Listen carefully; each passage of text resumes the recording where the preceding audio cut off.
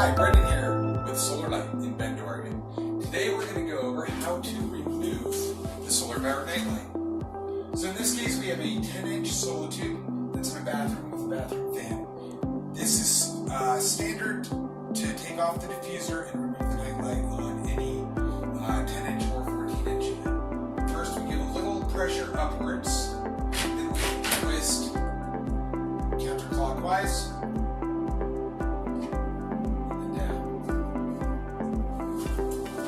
Set this down for a moment.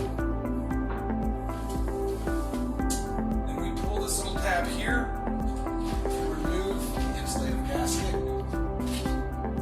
Once inside the unit, we will grab the solar nightlight, which is just simply hanging on a hook, and pull it down.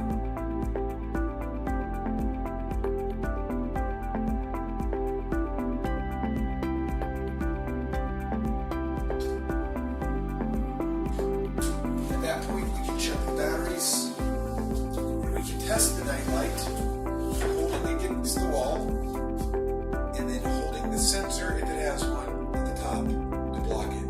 There are multiple versions of the solar powered nightlight. Some have sensors and some do not. And if the batteries need to be replaced,